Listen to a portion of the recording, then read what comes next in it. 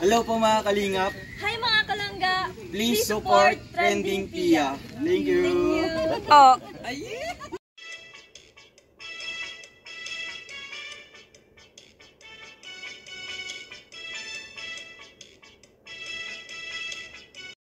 Welcome back to my channel, Trending Pia po. Ayan, bago natin i-start ang ating reaction video, syempre pasalamatan muna natin si Lord sa maraming blessing, Lord. Thank you po.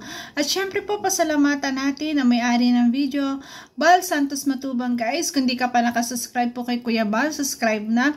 At syempre po, ayan, kay Ruel of Malalag, Kalinga Frav, Ate Edna Vlog, at Rachel Morales Vlog. Ayan guys, kung di ka pa nakasubscribe, please subscribe po. At syempre guys, supportahan po natin si Daddy Donut, Kalinga Pawe, Kalinga Angeli, ayan, Kuya Brooks, ayan. Lahat po ng charity vlogger ng Kalingap guys, please support po natin at mga co-reactors guys, please po. At don't skip ads para po makatulong sa paglingap. Ayan, marami po salamat. Yay! 57 subscriber na po si Trending Pia. Maraming salamat po. So ngayon guys, i-reaction natin video ito si Glenda. Ito po ay kapitbahay ni Pimiel. Ngayon sa talagang 21 years old siya. Hindi po siya nakakalakad ng maayos. May polio po siya. Kaya panoorin natin guys. Ay nakakahabag po na si Glenda. Ay. Nagkaroon po kasi siya guys ng polio. Kaya ganito na siya ngayong maglakad. Grabe.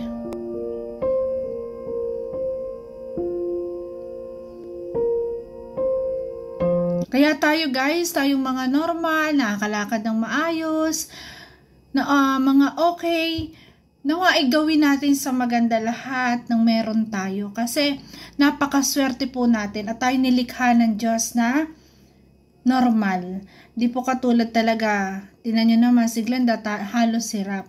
Kaya tayo mga normal, ayan, gawin na natin yung nakabubuti habang tayo nandito sa lupa. Huwag na tayo mambas, lalo sa mga basher, di ba? Magsalita tayo ng tama, di ba? Ayan, kasi sobrang swerte na po natin na tayo pinanganak ng ganito, di ba?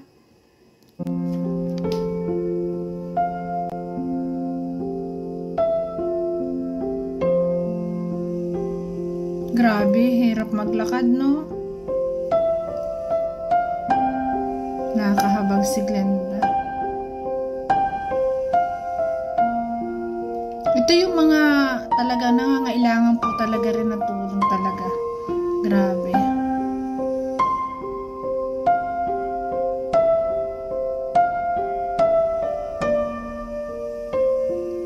Oh, Diyos ko.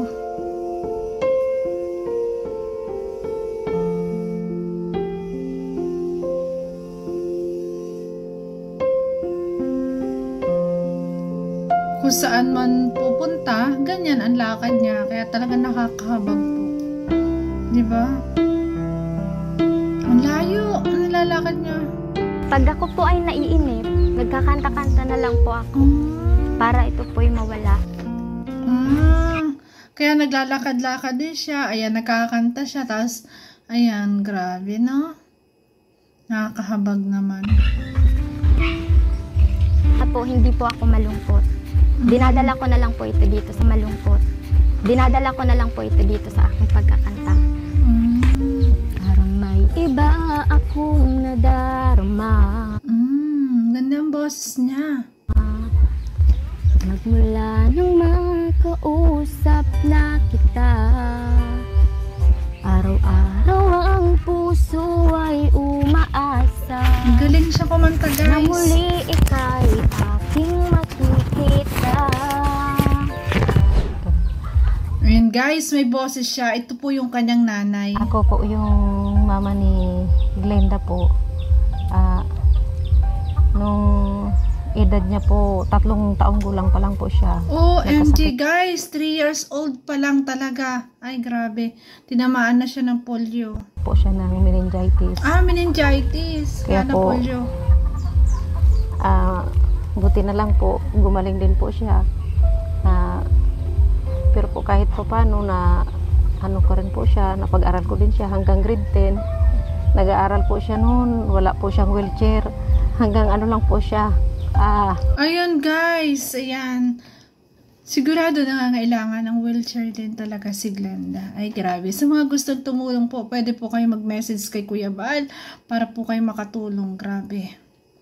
Alam ko naman po na sa mga nakakaluwag dyan, napakababait po ng mga sponsor.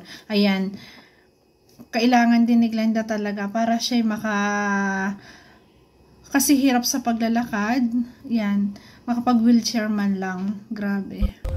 Yung pasan po sa likod para makapasok ng grade 1 hanggang grade 10. Pinagtiyagaan po namin para makapag-aral din po siya.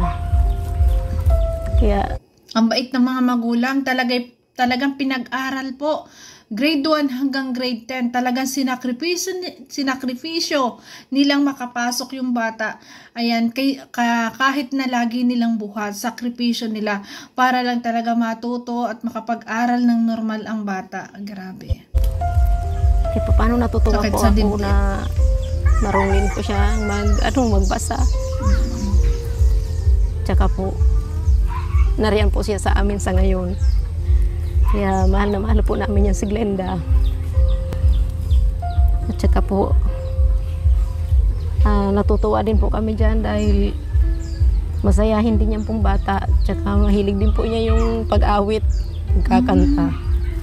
Sa bintana nila. Ayan, mahilig siyang kumanta. Ayun nga, sabi niya, nalulungkot siya kasi nga minsan naboboring. Yun na lang ginagawa niya. Palakad-lakad siya, kanta-kanta. Lagi nang nag-aabang ng iyong sulyap habang nagdaraan. Parang di mo pansin ang mga ngiti ko. Manhibang puso at damdamin mo. Pasulyap-sulyap ka kunwari. Patingin-tingin sa akin, di maintindihan ang ibig mong sabihin. Magaling siyang kumanta. Po pala, si Glenda Nakumura, 21 years old, 8 po kaming magkakapatid. Bali pang-anim po ako sa aming magkakapatid. Alam nyo guys, may itsura din siya, grabe. Yun nga lang, nagkaroon siya ng karamdaman, kaya nagkaganon siya. At saka hindi na po ako nakapag-aral dahil sa ganito ko pong katayuan. At ako po ay full 15. Nung nag-aaral po ako, nakapagtapos lang po ako ng grade 10. Minsan po, At least kahit ganito, nakapagtapos siya hanggang grade 10, di ba? Kahit hindi siya normal, nakapagtapos pa rin siya. Kasi porsigido siyang makatapos, di ba? Grabe. huli rin po ako sa school namin.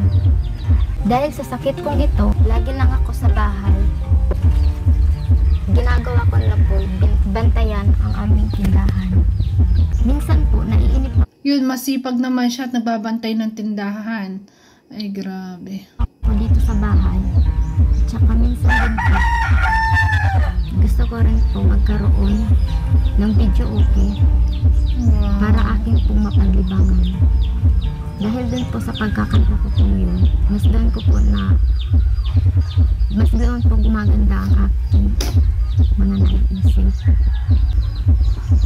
Grabe guys, tanging kahilingan ni Glenda lang ay magkaroon ng video okay. Siguro bonus na sana mabigyan din ng wheelchair para po maging masaya yung bata kasi nga naboboring siya. Ay grabe, kasi naging libangan daw po talaga niya ang pagkanta-kanta. Ayan, grabe. Kung ito nga mabuboice lesson pa, mas gaganda pa yung boses niya, matututo, di ba? Matututo lalo ng maayos na pagkanta kasi may boses naman siya. Grabe. Parang may iba akong nadarama. So yun guys, talaga nakakahabag ito si Glenda. Ayan, ito po ay tinulungan ni Kuya Bal. Ayan, tinutulungan ni Kuya Bal.